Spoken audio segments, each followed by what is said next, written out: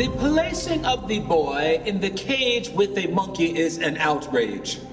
The Negro race in America has a hard enough time as it is in getting away from the prejudice that is closely related to the monkey without having a member of the race placed on exhibition. Leading men of science from Harvard and Princeton and Columbia University were saying that Africans were midway between an orangutan and a human being. So 100 years later, it should not come as much of a surprise that many people still cling to these notions of European superiority, African inferiority.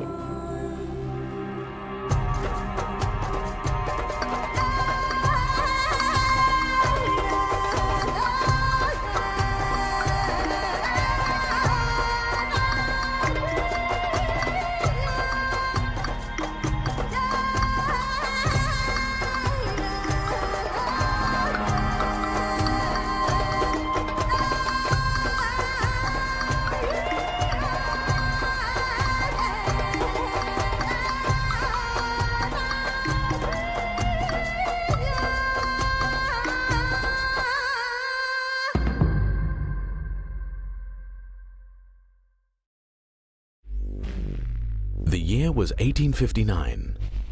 3 months after Charles Darwin published his book On the Origin of Species, American promoter P.T. Barnum unveiled a new attraction at his popular museum in New York City. It featured what was described as the "What is it?" or man-monkey. Visitors were told that the creature had been captured by hunters in Africa, who discovered a race of beings roving among the trees and branches like apes and monkeys. Museum staff declared that the creature had been pronounced by scientists as a connecting link between African blacks and lower animals. In reality, Barnum's so-called man-monkey was an African-American man named William Henry Johnson. Thanks to Barnum, Johnson spent much of his life on public display as an evolutionary missing link, sometimes in a cage. Many reporters at the time were happy to promote the deception. The New York Tribune declared that Barnum's performer seemed to be a cross between an ape species and a Negro, while another paper declared, "The head is shaped like that of a monkey, but the face is more like that of an African Negro of the lower order. It has been pronounced by naturalists as a specimen of the connecting link between man and monkey." Many more supposed missing links were marketed to the public at freak shows throughout America. In the 1880s, there was Crow, promoted as living proof of Darwin's theory of the descent of man. She was described as a perfect specimen of the step between man and monkey. Actually, Crow was a young woman from Southeast Asia who suffered from hypertrichosis, a rare genetic condition that produces excessive hair. In the early 1900s, there was Congo, the ape man, usually exhibited in a cage next to a chimpanzee. Most of these early presentations of missing links were crude hoaxes put forward by hucksters, not scientists. But the quest to dramatize the lower stages of human evolution eventually reached far beyond freak shows. It ultimately involved the most elite members of the scientific community, and it was given a platform at one of the most celebrated events in early 20th century America.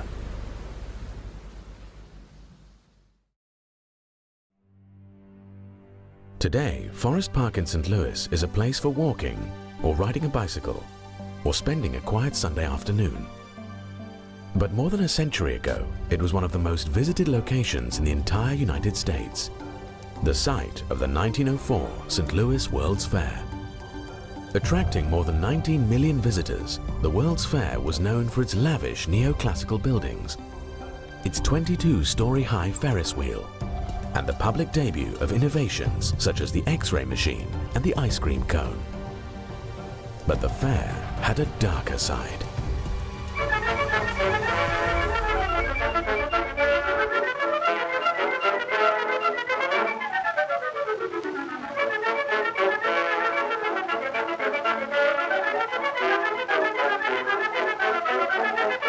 Organizers imported thousands of indigenous peoples from around the world to be put on public display in what was essentially a giant human zoo. Unlike freak shows, the Human Zoo in St. Louis was created with the cooperation of America's scientific establishment. The man behind the Human Zoo was anthropologist William McGee.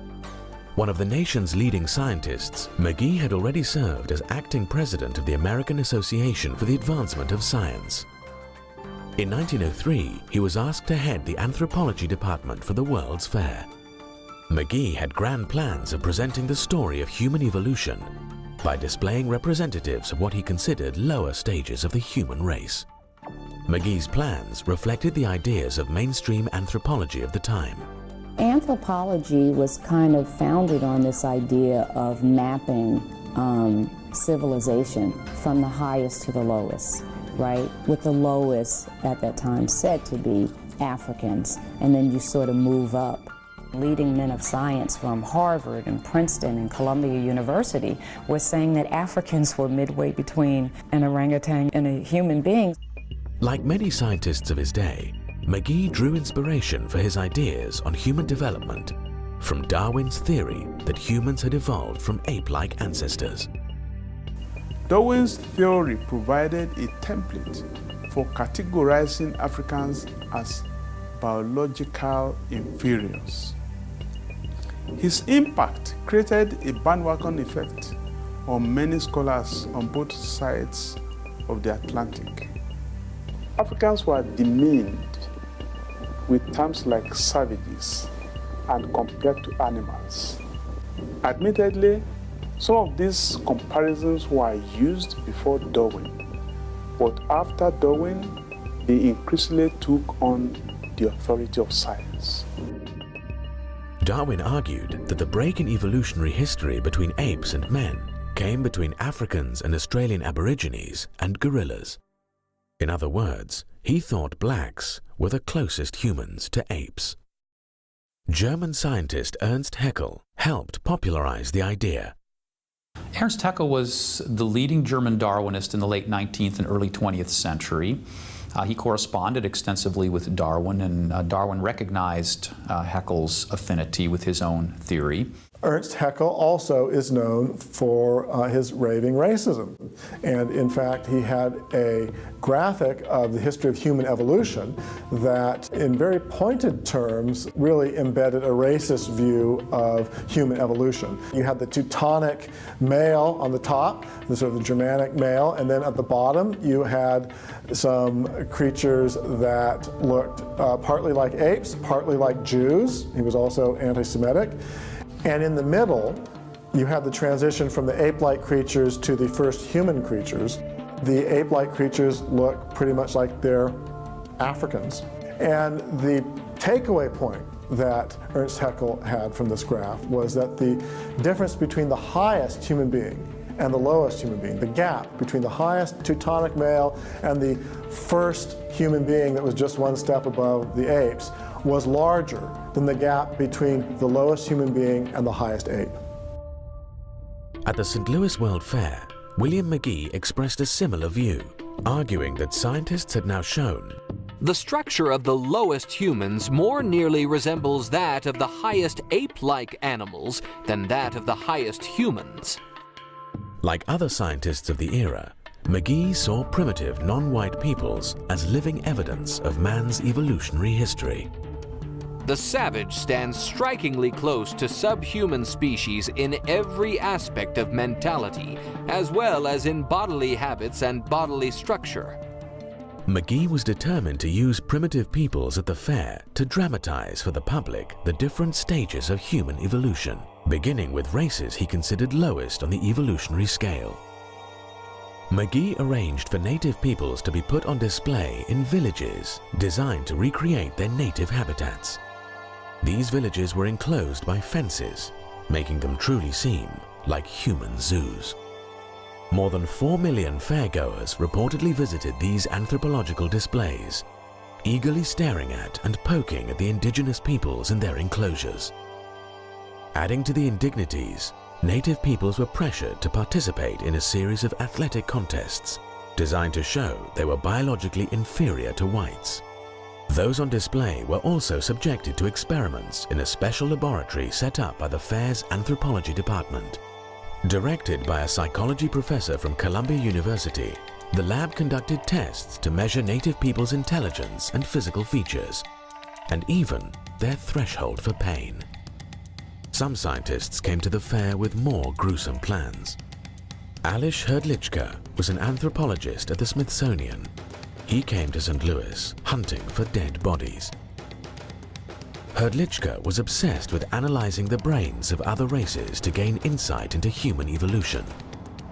He went on to assemble a collection of hundreds of embalmed human brains, many of them still stored by the Smithsonian. Hrdlicka extracted a promise from doctors in St. Louis to hand over the brains of any of the natives who might die while on display at the fair. Native peoples were brought to the St. Louis Exposition from the far corners of the globe. From Japan came representatives of the Ainu people. Patagonians came from South America. Igorots and Negritos came from the Philippines. Both were thought by scientists of the time to be near the bottom of the evolutionary ladder for humans. The Negritos were even marketed at the fair as another missing link between humans and apes. But perhaps the most exotic people group brought to St. Louis for public display were pygmies from the African Congo.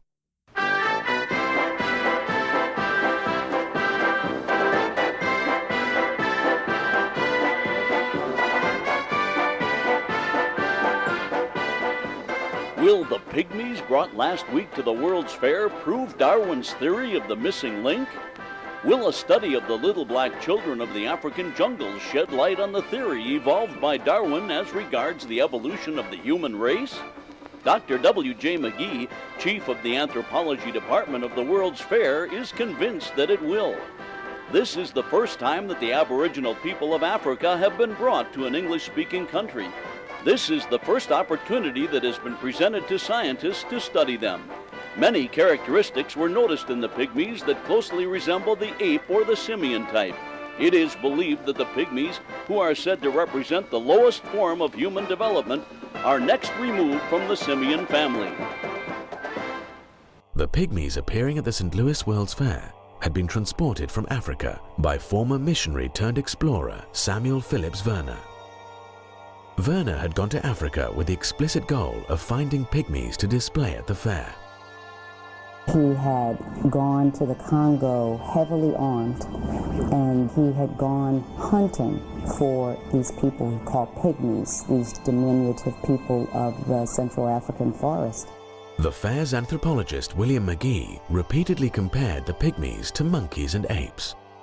In the journal Science, he even asserted that pygmies were commonly considered to approach subhuman types more closely than any other variety of the genus Homo. They were considered by men of science at that time to be the lowest form of humans, or in some thought they were subhuman. The pygmies were less than thrilled by their welcome at the fair. The Americans treat us as they do our pet monkey. They laugh at us and poke their umbrellas into our faces. They do the same to our monkey. One pygmy at the fair became a special celebrity. His name was Ota Benga. Samuel Werner had purchased him at a slave market. Ota Benga was advertised to fairgoers as the only genuine African cannibal in America today.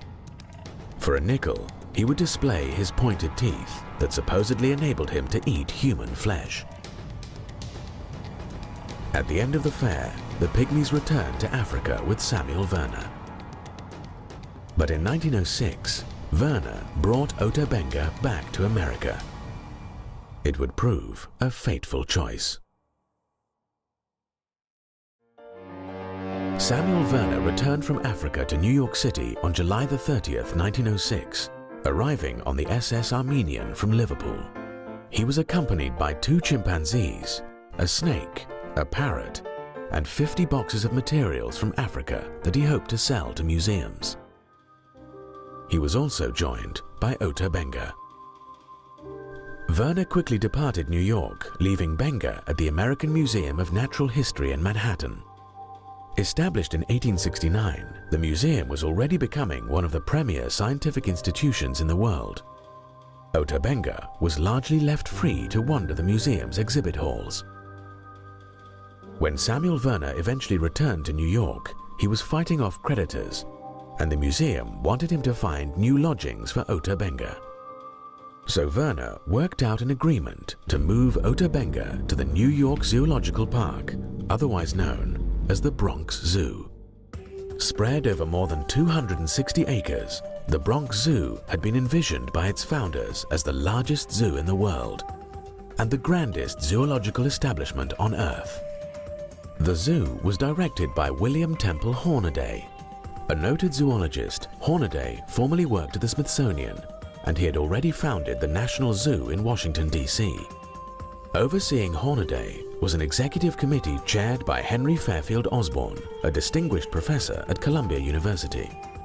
Hornaday and Osborn had dreams of exhibiting more than just animals at their new zoo. Both wanted to install Native Americans on zoo grounds, with Osborn promising that one day the Indian and his teepee would take their place next to the Zoological Park's buffalo. Now they had their chance to put their first human on display. Hornaday quickly agreed to purchase one of Werner's chimpanzees and to house both the chimp and Ota Benga at the zoo. Hornaday planned to exhibit the pygmy and the chimpanzee together in a cage in the zoo's monkey house. It was presented as science, not as a circus act, because these were men of science who were doing this. Ota Benga went on display in the monkey house on Saturday, September the 8th, 1906. The next day, a sign was placed on the cage explaining the new exhibit. The African Pygmy, Ota Benga. Age 23 years. Height 4 feet 11 inches. Weight 103 pounds. Brought from the Kasai River, Congo Free State. Exhibited each afternoon during September. Thousands of New Yorkers came to stare and laugh and debate the meaning of the display. Is it a man? Some of them wondered. Newspaper coverage brought even more people, and in just a few weeks, the zoo drew nearly 250,000 visitors. But the notoriety also brought controversy.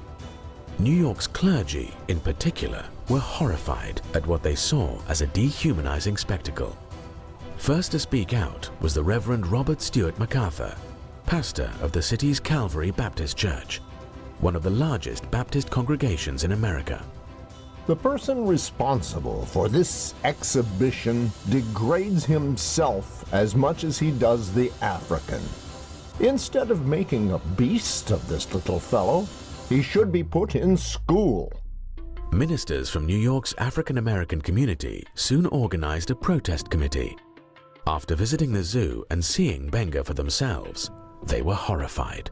They thought it was outrageous. They clearly saw a human being who appeared to be afraid, who was being heckled and jeered at and things thrown at him, and he was being, debased on the hallowed grounds of the New York Zoological Society in New York City.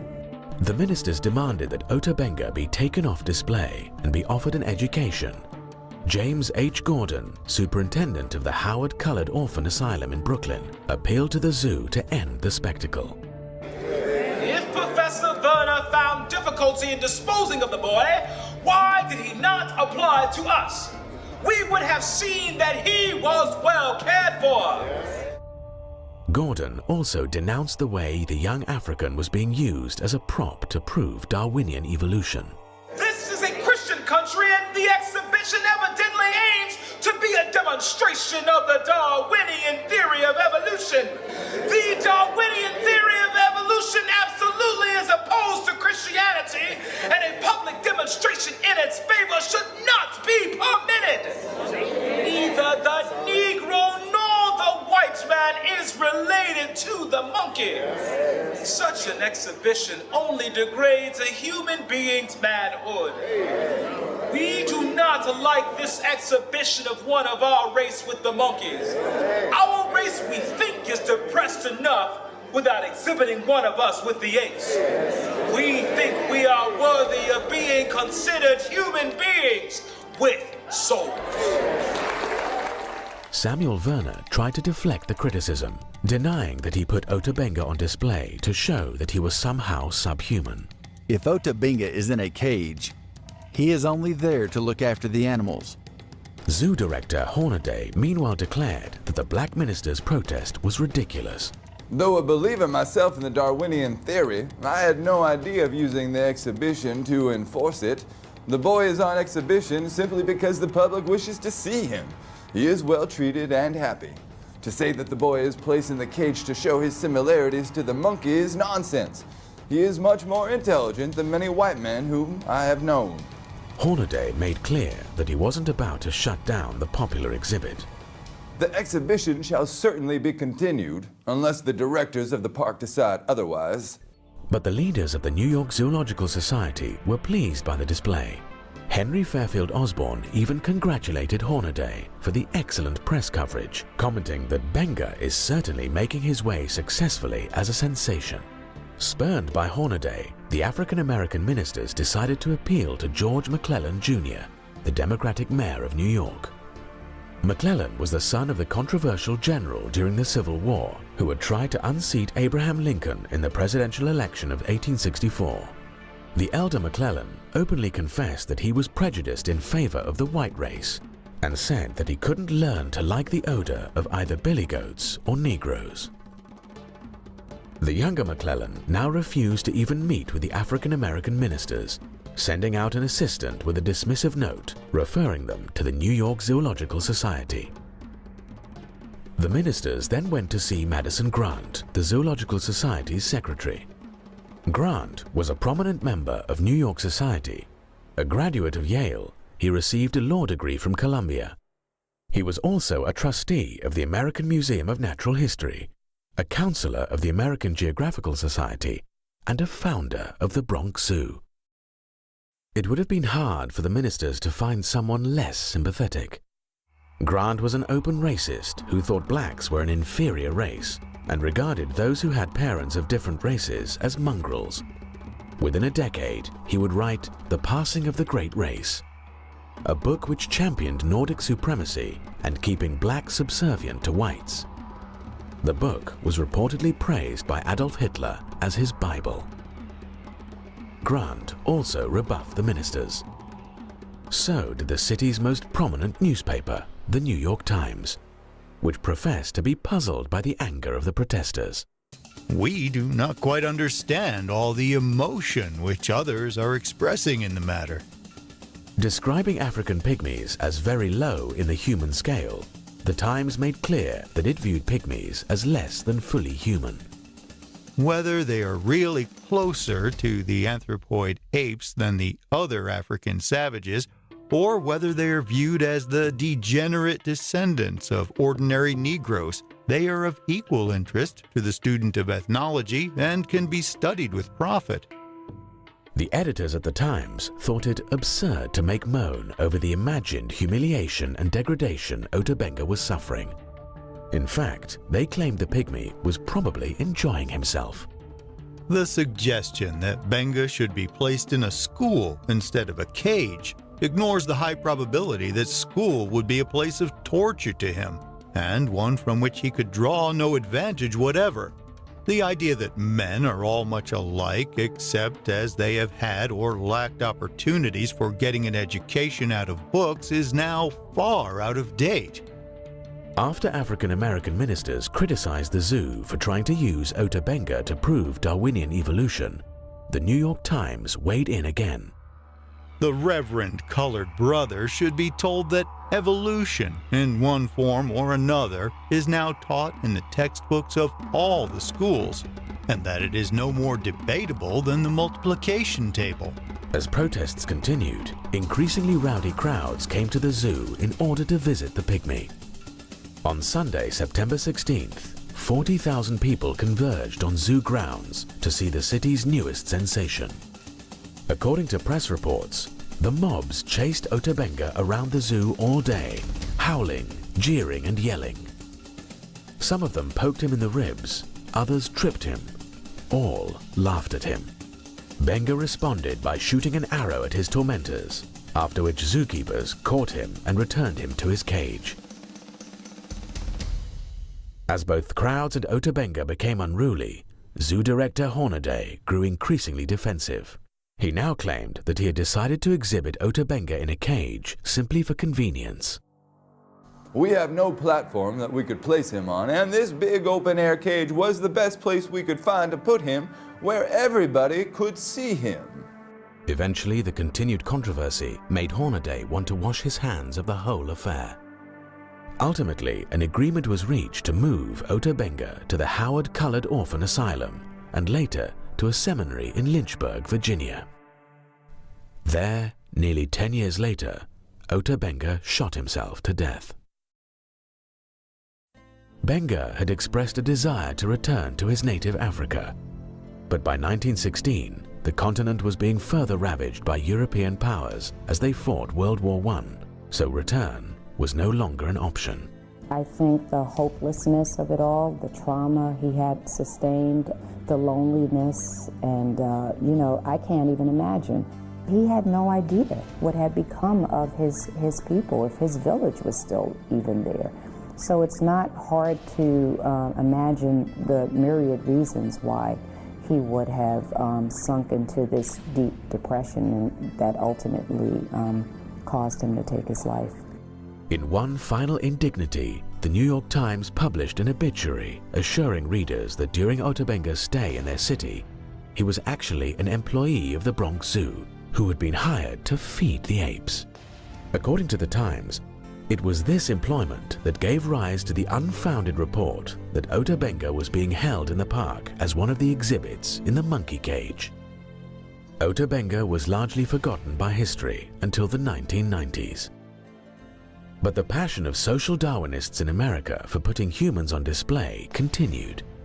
And 15 years later, some of the same figures involved in the Ota Benga scandal would be involved in another kind of human display, one whose impact would prove even more horrifying.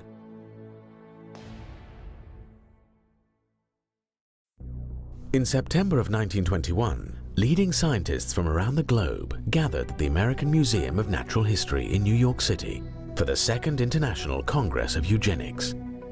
Eugenics was the science of breeding better people. The term had been coined by Charles Darwin's cousin, Francis Galton, but Darwin himself helped lay the groundwork for eugenics in his book, The Descent of Man. According to Darwin, human beings developed through a long and cruel process of natural selection or survival of the fittest. Less fit organisms died, leaving more capable organisms to reproduce and flourish. It was this ruthless process of elimination, not the foresight of a designer, that had propelled human beings to the top of the evolutionary ladder. But Darwin worried that modern society was now doing its best to undermine natural selection. We civilized men do our utmost to check the process of elimination. We build asylums for the imbecile, the maimed and the sick. We institute poor laws, and our medical men exert their utmost skill to save the life of everyone to the last moment. There is reason to believe that vaccination has preserved thousands who, from a weak constitution, would formerly have succumbed to smallpox. No one who has attended to the breeding of domestic animals will doubt that this must be highly injurious to the race of man. Hardly anyone is so ignorant as to allow his worst animals to breed. A kindly man, Darwin was troubled by the implications of his theory for society. But his followers had a solution.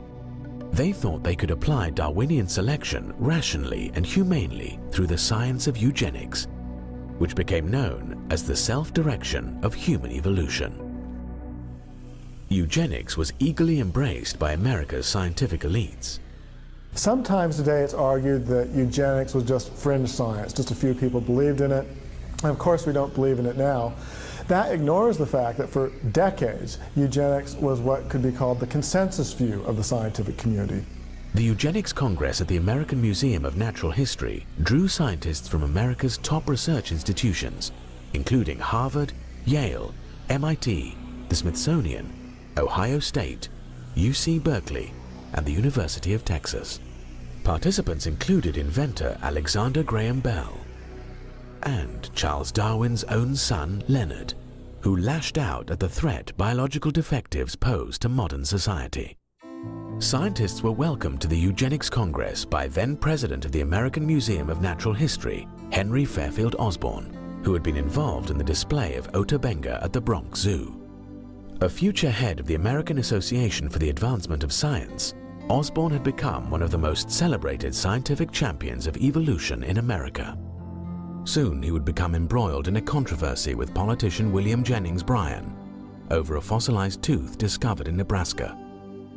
Osborn insisted that the tooth supplied irrefutable evidence of the existence of man-like apes in ancient North America. To his embarrassment, the tooth later turned out to be part of an extinct pig. At the Eugenics Congress, Osborn told scientists that eugenics was essential to the future of human evolution. To know the worst as well as the best in heredity, to preserve and to select the best, these are the most essential forces in the future evolution of human society. Osborn also attacked racial intermarriage. 500,000 years of human evolution have impressed certain distinctive virtues as well as faults on each race. Put three races together, you are likely to unite the vices of all three as the virtues. Osborn argued that racial groups should be studied to determine what tasks each race is best fitted to accomplish. But it was clear that he already thought he knew the proper place of non-whites. If the Negro fails in government, he may become a fine agriculturalist or a fine mechanic. The American Museum of Natural History accompanied the Eugenics Congress with a major museum exhibition designed to sell eugenics to the American public. Participants included America's top publishers, insurance companies, government agencies, and private groups like the American Red Cross. As many as 10,000 people attended the special exhibition. There were no live humans put on display at the eugenics exhibit, but it was still a kind of human zoo. It put human racial groups under the microscope to judge their worth to society.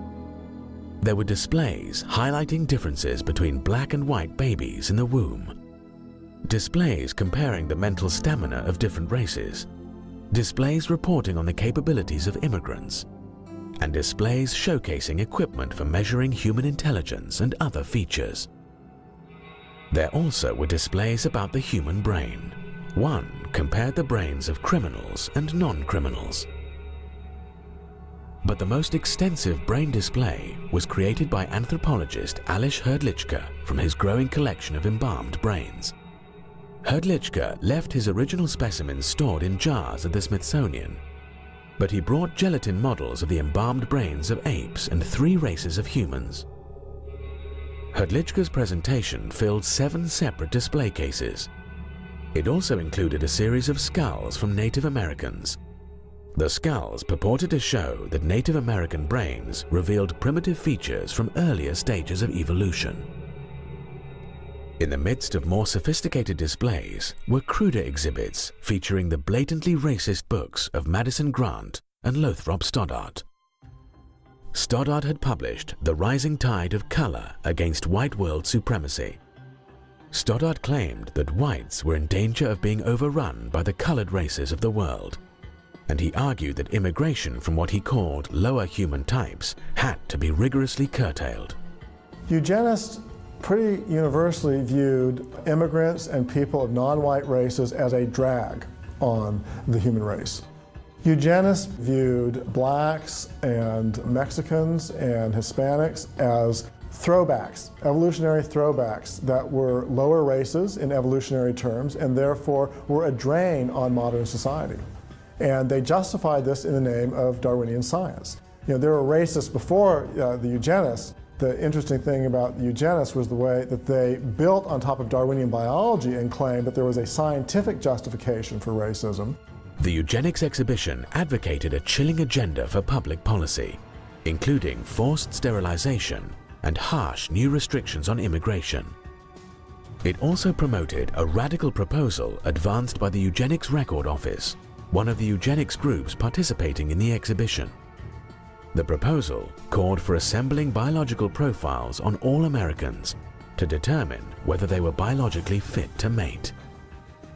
The Eugenics Records Office was so extreme, they wanted to hold records on everyone in the United States, biological records showing their family trees, so that if you wanted to marry someone, you could write to them and they could tell you whether the person you were wanting to marry had a fit family tree in evolutionary terms, so that you could marry them, or if they had bad heredity so that you couldn't. And in fact, they had exercises and packets that were given to biology teachers around the country, that one of the exercises you were supposed to do in your biology class when you were studying evolution and then eugenics was to have kids fill out this form with their family tree of who were the black sheep of the family, what diseases they had in the family, so that these could then be sent off to the Eugenics Records Office and their vaults, and so that they could keep records on everyone. The American Museum of Natural History later called the Eugenics Congress of 1921 perhaps the most important scientific meeting ever held in the museum. A decade later, the museum was at it again, hosting the Third International Congress of Eugenics in 1932. This time, it put on an even more extensive museum exhibition for the public. At the entrance to the exhibit hall were placed the busts of two men accredited as the founding fathers of eugenics, Francis Galton and Charles Darwin. Although some scientists raised concerns about eugenics, probably the strongest opposition to the movement came from traditional religion.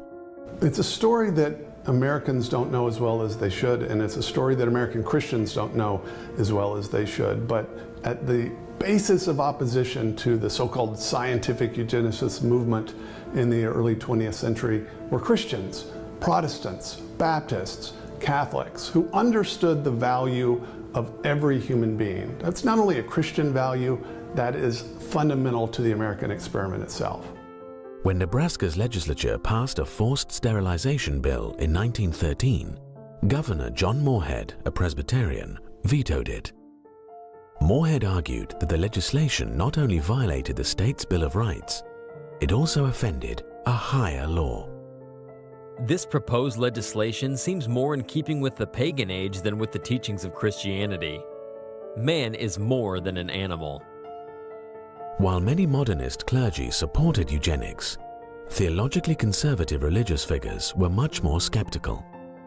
American evangelical William Jennings Bryan, for example, denounced eugenics as an impossible system for scientific breeding under which a few supposedly superior intellects, self-appointed, would direct the mating and the movements of the mass of mankind.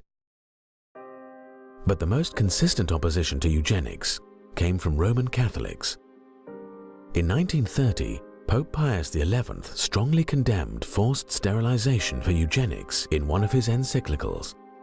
The Pope criticized eugenists for asking the government to assume a power which it can never legitimately possess.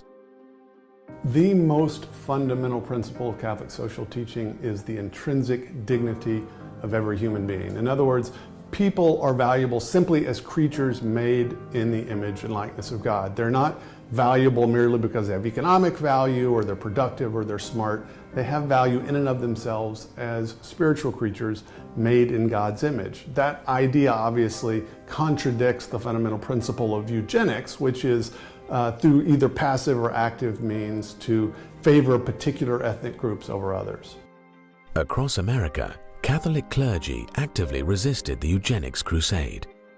In Louisiana, the Catholic Church played a key role in preventing the passage of a sterilization law. Catholic opposition to eugenics was so pronounced that some eugenics groups targeted the Catholic Church for attacks. The Human Betterment Foundation in California was dedicated to promoting eugenics through forced sterilization. Its president, E.S. Gosney, lashed out at Catholic efforts to block sterilization laws. Every legislature considering a sterilization bill in the United States is visited by representatives of the bishop or archbishop who lay down the law of Rome to those willing to accept it. The henchmen are prompt to fall in line. Gosney suggested that the Catholic Church should be asked to pay for Catholics who aren't sterilized.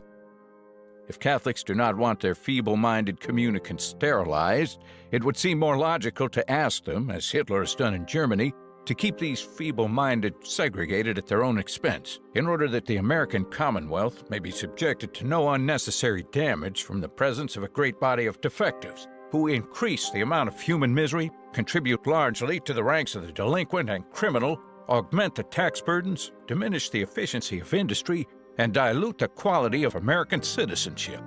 The eugenics movement and the supporters of eugenics in the early 20th century actually tried to make an anti-Catholic campaign part of their public argument. On the one hand, they claimed that their ideas were based firmly in natural science, and yet they actually ran a public campaign that was anti-religious. You get the impression that there was something more than simple empirical science at stake in the debate. Despite opposition from Catholics and others, the American eugenics movement continued to flourish in the years leading up to World War II. The eugenics movement eventually led to the forced sterilization of more than 60,000 people in America. Compulsory sterilization in the name of eugenics was ultimately upheld by the United States Supreme Court in a decision that declared, 3 generations of imbeciles are enough. Many of those sterilized would not be considered mentally handicapped today.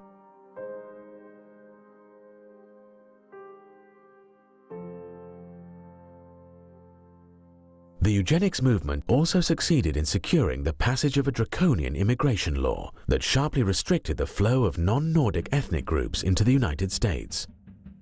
While considering the legislation, the United States Congress invited testimony by a leading eugenist on the biological aspects of immigration.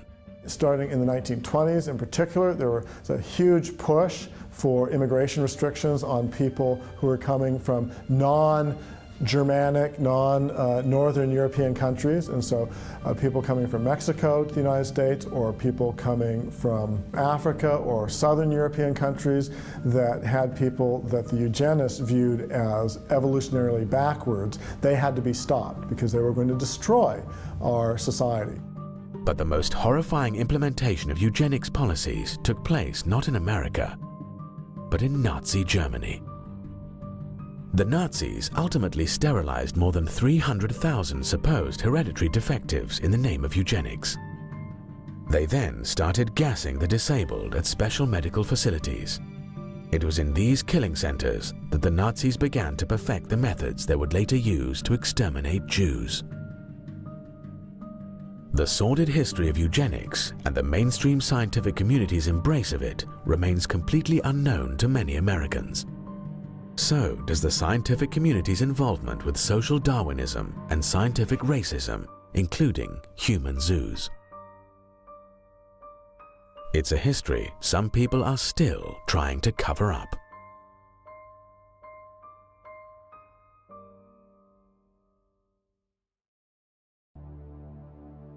Geneticist James Watson won the Nobel Prize for co-discovering the structure of DNA. But in 2007, he sparked outrage when he suggested that African blacks were genetically inferior to European whites. Echoing the arguments of scientific racists from the past, Watson claimed that black inferiority was due to evolution. There is no firm reason to anticipate that the intellectual capacities of peoples geographically separated in their evolution should prove to have evolved identically. James Watson. Watson was widely condemned for his comments, both inside and outside of the scientific community. It was an indication of how times have changed. But although scientific racism no longer receives support from mainstream science, many in the scientific community remain reluctant to honestly discuss the past. Sharon Weston Broome is mayor of Baton Rouge, Louisiana. In 2001, she was a member of the Louisiana House of Representatives when she proposed a resolution to encourage teaching students about the history of scientific racism. The resolution highlighted Darwin's views on race, as well as how his views had been exploited by other scientists, such as Ernst Haeckel, to promote racism. The resolution also encouraged teaching students more recent scientific findings supporting racial equality. I'm not asking you to take evolution out of the school. I am merely asking the legislature, the State Department of Education, the Board of Regents, and the state university systems that they be made aware that Darwin promoted the justification of racism in his definitive works on the origin of species by means of natural selection and the descent of man. I certainly understand that racism was in effect before Darwin. This has never been denied. Yet he was the originator of a scientific justification for racism as well as giving wings to modern racism. Harvard University's Stephen Jay Gould wrote, quote, biological arguments for racism may have been common before 1859, but they increased by orders of magnitude following the acceptance of evolutionary theory. Broom's resolution provoked a firestorm, with supporters of Darwin's theory accusing her of trying to unfairly malign Charles Darwin. This resolution is not only a product of creationists, but also Christian supremacists. And Christian supremacism is a hate-based ideology, and you can't combat hatred with hatred. I never, ever have emulated any type of hate towards anyone. The resolution only passed after all references to Darwin and Haeckel were deleted. It was as if scientific racism had never happened. But Louisiana isn't the only state where the past misuse of science has been censored. In 2007, the Kansas State Board of Education rewrote a statewide curriculum standard about the history of science. The standard originally called for students to understand both the positive and negative aspects of science on society, including how science can be abused. As examples of the abuse of science, the original standard cited the eugenics movement, scientific racism, and the infamous Tuskegee syphilis experiment, where government researchers left poor black men untreated for syphilis in order to observe the progression of the disease. The Kansas Board of Education revised the curriculum standard to eliminate any study of the abuses of science. Now students would only learn about how science had improved society. The original standard did not mention Darwin or Darwin's theory. That did not stop proponents of rewriting the standard from claiming they were defending the teaching of evolution. But public officials aren't the only ones who have tried to cover up the history of scientific racism. Some of the institutions most involved in promoting scientific racism in the past are still suppressing their own history. The American Museum of Natural History remains one of the world's leading science museums, but to this day, it has never apologized for the role it played in promoting the international eugenics movement. It has also tried to downplay the role of scientists in promoting scientific racism. In 2005, the museum mounted a major new exhibition on the life and legacy of Charles Darwin. The exhibition is still available today as a traveling exhibit. The exhibit contains a section on social Darwinism that fails to acknowledge any involvement by the scientific community in either eugenics or scientific racism. Even more glaringly, the exhibit also fails to disclose the museum's own role in promoting social Darwinist policies like eugenics. According to the current exhibit, social Darwinism had no real connection with either Darwin or science. The fact of the matter is that if you read the scientists of the day in the late 19th and early 20th century, many of them were promoting racism and even racial extermination, extinction of races.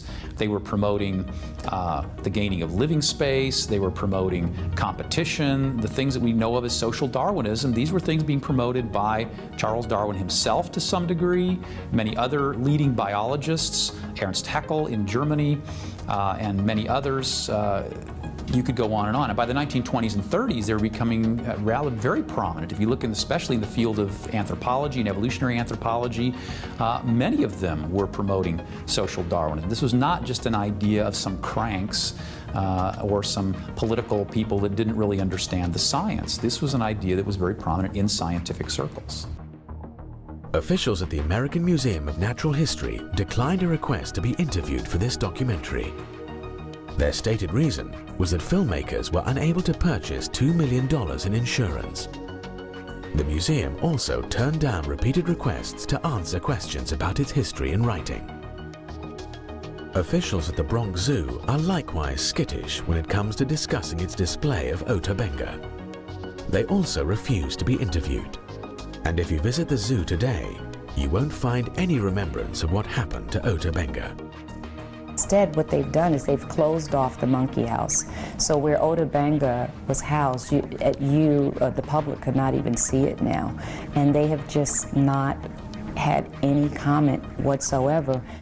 It's as if zoo officials hope that Ota Benga and the scientific racism that dehumanized him will stay forgotten. Others seem to share the same hope. But some things should never be forgotten, because things that are forgotten have a way of coming back. Nazis come off our streets! Nazis come off our streets! The recent resurgence of white supremacist groups in America has raised chilling echoes of the past. Evolutionary arguments for racism that were rejected by the scientific community are now being resurrected by modern racists. In 2009, white supremacist James von Brunn drove to the Holocaust Museum in Washington, D.C., where he fatally shot an African-American security guard. Von Brunn had published a manifesto arguing that crossbreeding whites with species lower on the evolutionary scale diminishes the white gene pool while increasing the number of mongrels. Richard Spencer is a leader of the so-called alt-right. He argues that, quote, Darwinism offers a compelling and rational justification for whites to act on behalf of their ancestors and progeny and feel a shared sense of destiny with their extended kin group, unquote. In a 2017 study, more than 400 self-identified members of the alt-right revealed that they view blacks, Mexicans, and other racial and ethnic groups as less evolved and closer to humans' ape-like ancestors than whites. The misuse of science to promote racism is no longer just a sad relic of our history. It's also an uncomfortable part of our present. One reason we should remember the sins of the past is to help us avoid making the same mistakes again. We need to learn from the past, not cover it up.